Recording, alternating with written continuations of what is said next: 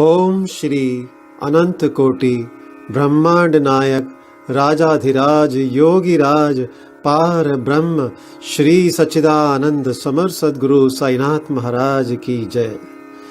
प्रिय भक्तों, आज श्री साई सचरित्र का अध्याय 24 का पठन होने जा रहा है। आइए हम सब मिलकर बाबा से प्रार्थना करते हैं कि ये पाठ सबके हृदय में उतरे, सभी को इसका लाभ हो और जीवन सफल हो। आइए शुरू करते हैं अध्याय 24। श्री बाबा का हास्य विनोद, चने की लीला, हेमाड पंत, सुदामा की कथा, अन्ना चिंचिणकर और मौसीबाई की कथा, बाबा की भक्त परायणता। प्रारंभ। अगले अध्याय में अमुक अमुक विषयों का वर्णन होगा, ऐसा कहना एक प्रकार का अहंकार ही है। जब तक अहंकार गुरु चरणों में अर्पित ना कर दिया जाए तब तक सत्य स्वरूप की प्राप्ति संभव नहीं। यदि हम निराभिमान हो जाएं तो सफलता प्राप्त होना निश्चित ही है। श्री साईं बाबा की भक्ति करने से ऐहिक तथा आध्यात्मिक दोनों पदार्थों की प्राप्ति होती है और हम अपनी मूल प्रकृति में स्थिरता प्राप्त कर शांति और सुख के अधिकारी बन जाते हैं। अतः मुमुक्षुओं को चाहिए कि वे आदर सहित श्री साईं बाबा की लीलाओं का श्रवण कर उनका मनन करें। यदि वे इसी प्रकार प्रयत्न करते रहेंगे तो उन्हें अपने जीवन ध्येय तथा परम आनंद की सहज ही प्राप्ति हो जाएगी। प्राय सभी लोगों को हास्य प्रिय होता है, परंतु स्वयं हास्य का पात्र कोई नहीं बनना चाहता। इस विषय में बाबा की पद्धति भी विचित्र थी। मनोविनोद जब भावपूर्ण होता तो अति मनोरंजक तथा शिक्षाप्रद होता था। इसलिए भक्तों को यदि स्वयं हास्य का पात्र बनना भी पड़ता था तो उन्हें उसमें कोई आपत्ति ना होती थी। श्री हेमाड पंत भी ऐसा एक अपना ही उदाहरण प्रस्तुत करते हैं। चना लीला। शिरडी में बाजार प्रति रविवार को लगता है। निकटवर्ती ग्रामों से लोग आकर वहां रास्तों पर दुकान लगाते और सौदा बेचते हैं। मध्याह्न के समय मस्जिद लोगों से ठसाठस भर जाया करती थी, परंतु रविवार के दिन तो लोगों की इतनी अधिक भीड़ होती थी कि प्राय दम ही घुटने लगता था। ऐसे ही एक इतवार के दिन श्री हेमाड पंत बाबा की चरण सेवा कर रहे थे। श्यामा बाबा के बाईं ओर वे वामन राव बाबा के दाहिनी ओर थे। इस अवसर पर श्रीमान बूटी साहेब और काका साहेब दीक्षित भी वहां उपस्थित थे। तब श्यामा ने हंसकर अन्ना साहेब से कहा कि देखो, तुम्हारे कोट की बाह पर कुछ चने लगे हुए से प्रतीत होते हैं। ऐसा कहकर श्यामा ने उनकी बाह स्पर्श की, जहां कुछ चने के दाने मिले। जब हेमाड पंत ने अपनी बाईं कोहनी सीधी की तो चने के कुछ दाने लुढ़क कर नीचे भी गिर पड़े, जो उपस्थित लोगों ने बीन कर उठाए। भक्तों को तो हास्य का विषय मिल गया और सभी आश्चर्यचकित होकर भांति भांति के अनुमान लगाने लगे, परंतु कोई भी यह ना जान सका कि ये चने के दाने वहां आए कहां से और इतने समय तक उसमें कैसे फंसे रहे। इसका संतोषप्रद उत्तर किसी के पास ना था, परंतु इस रहस्य का भेद जानने को हर कोई उत्सुक था। तब बाबा कहने लगे कि इन महाशय अन्ना साहेब को एकांत में खाने की बुरी आदत है। आज बाजार का दिन है और ये चने चबाते हुए यहाँ आए हैं। मैं तो इनकी आदतों से भली भांति परिचित हूँ और ये चने मेरे कथन की सत्यता के प्रमाण हैं। इसमें आश्चर्य की बात ही क्या है। हेमाड पंत बोले कि बाबा, मुझे कभी भी एकांत में खाने की आदत नहीं है, फिर इस प्रकार मुझ पर दोषारोपण क्यों करते हैं। अभी तक मैंने शिरडी के बाजार के दर्शन भी नहीं किए तथा आज के दिन तो मैं भूल कर भी बाजार नहीं गया, तब उनके खाने की बात तो दूर है। भोजन के समय भी जो मेरे निकट होते हैं उन्हें उनका उचित भाग दिए बिना मैं कभी भोजन ग्रहण नहीं करता।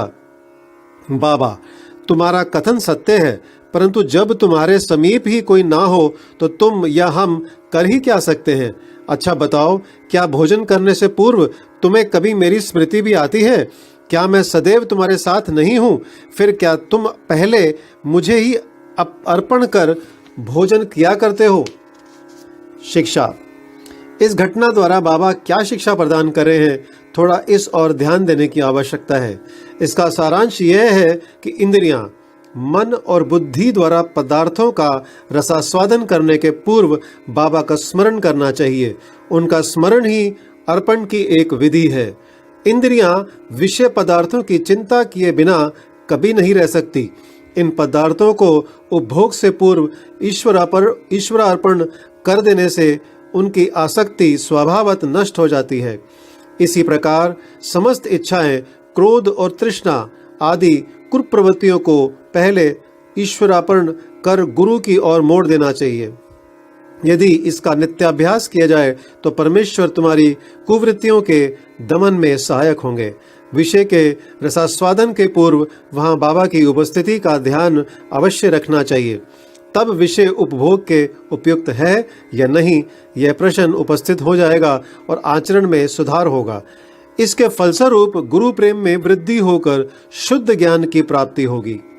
जब इस प्रकार ज्ञान की वृद्धि होती है तो दैहिक बुद्धि नष्ट हो चैतन्य घन में लीन हो जाती है।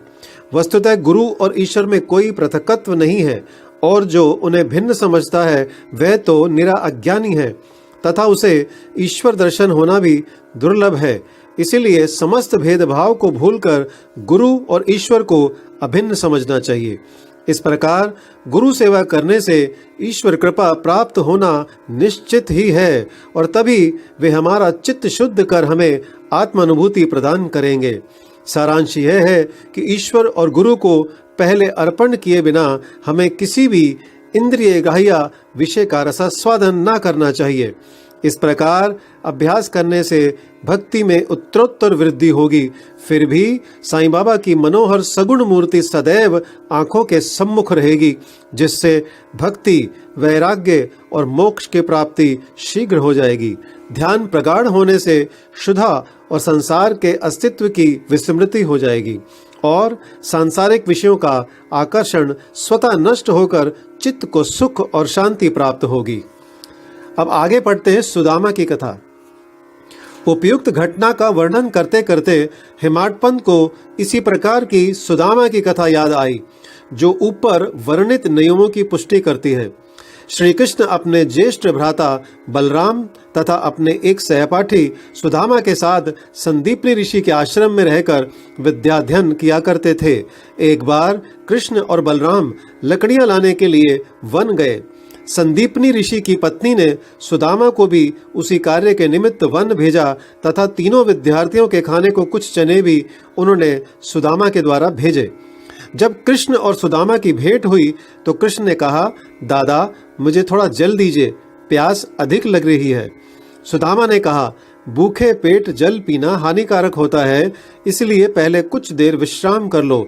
सुदामा ने चने के संबंध में ना कोई चर्चा की और ना कृष्ण को उनका भाग ही दिया। कृष्ण थके हुए तो थे ही, इसलिए सुदामा की गोद में अपना सिर रखते ही वे प्रगाढ़ निद्रा में निमग्न हो गए।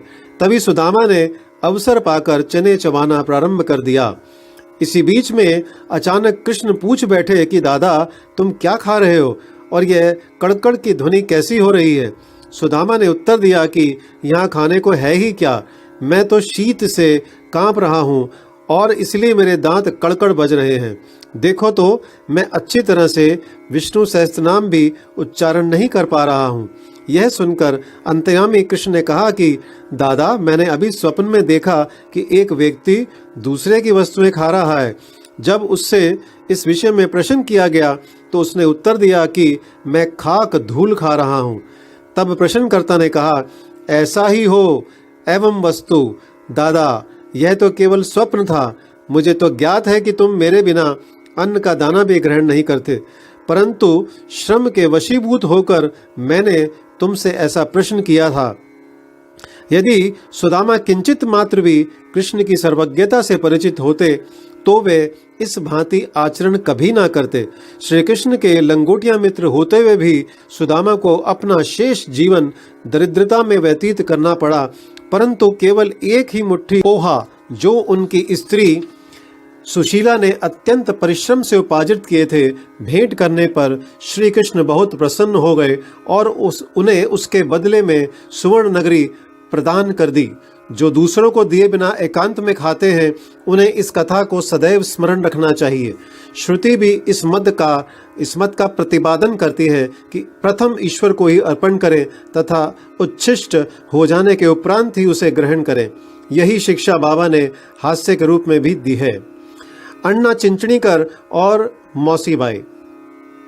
अब श्री हेमाड पंत एक दूसरी हास्यपूर्ण कथा का वर्णन करते हैं जिसमें बाबा ने शांति स्थापन का कार्य किया है। दामोदर घनश्याम बाबरे उपनाम अण्णा चिंचणीकर बाबा के भक्त थे। वे सरल, सुदृढ़ और निर्भीक प्रकृति के व्यक्ति थे। वे निर्दयता पूर्वक स्पष्ट भाषण करते और व्यवहार में सदैव नगद नारायण से थे। यद्यपि व्यवहारिक दृष्टि से वे रूखे और असहिष्णु प्रतीत होते थे, परंतु अंतःकरण से कपटहीन और व्यवहार कुशल थे। इसी कारण बाबा उन्हें विशेष प्रेम करते थे। सभी भक्त अपनी अपनी इच्छा अनुसार बाबा के अंग अंग को दबा रहे थे। बाबा का हाथ कठड़े पर रखा हुआ था। दूसरी ओर एक वृद्ध विधवा उनकी सेवा कर रही थी जिनका नाम वेणुबाई कौजलगी था। बाबा उन्हें माँ शब्द से संबोधित करते तथा अन्य लोग उन्हें मौसीबाई कहते थे। वे एक शुद्ध हृदय की वृद्ध महिला थी।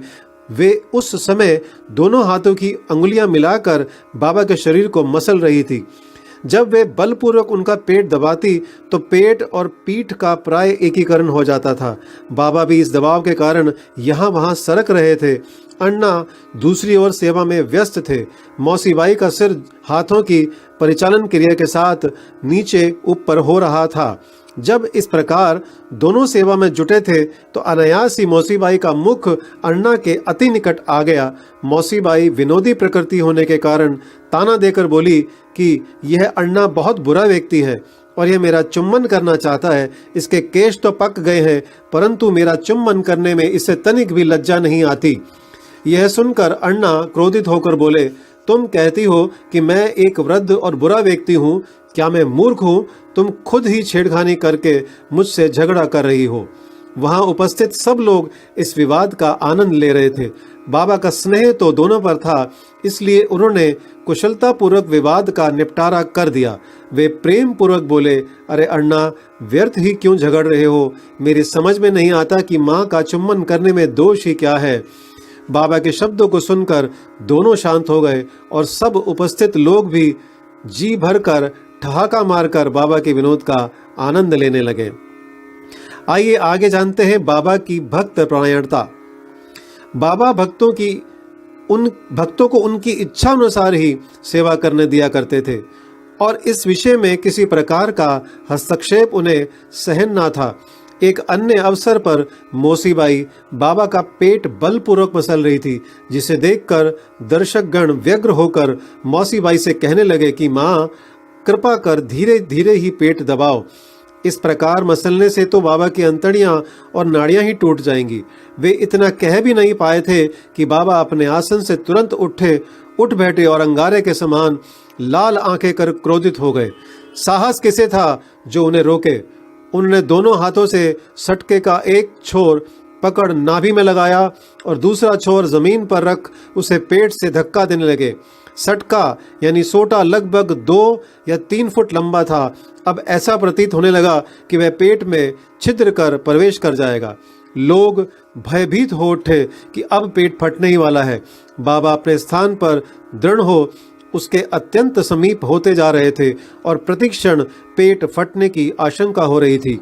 सभी किंकर्तव्य में मूड हो रहे थे। वे आश्चर्यचकित और भयभीत हो ऐसे खड़े थे मानो गूंगों का समुदाय हो। यथार्थ में भक्तगण का संकेत मौसीबाई को केवल इतना ही था कि वे सहज रीति से सेवा शुश्रूषा करे। किसी की इच्छा बाबा को कष्ट पहुंचाने की ना थी। भक्तों ने तो यह कार्य केवल सद्भावना से प्रेरित होकर ही किया था, परंतु बाबा तो अपने कार्य में किसी का हस्तक्षेप कणमात्र भी न होने देना चाहते थे। भक्तों को आश्चर्य हो रहा था कि शुभ भावना से प्रेरित कार्य दुर्गति में परिणत हो गया और ये केवल दर्शक बने रहने के अतिरिक्त कर ही क्या सकते थे। भाग्यवश बाबा का क्रोध शांत हो गया और सटका छोड़कर वे पुनः आसन पर विराजमान हो गए। इस घटना से भक्तों ने शिक्षा ग्रहण की कि आप दूसरों के कार्य में कभी भी हस्तक्षेप न करेंगे और सबको उनकी इच्छा अनुसार ही बाबा की सेवा करने देंगे। केवल बाबा ही सेवा का मूल्य आंकने में समर्थ थे। श्री सद्गुरु साईनाथ परणमस्तु। शुभम भवतु। ओम साई राम।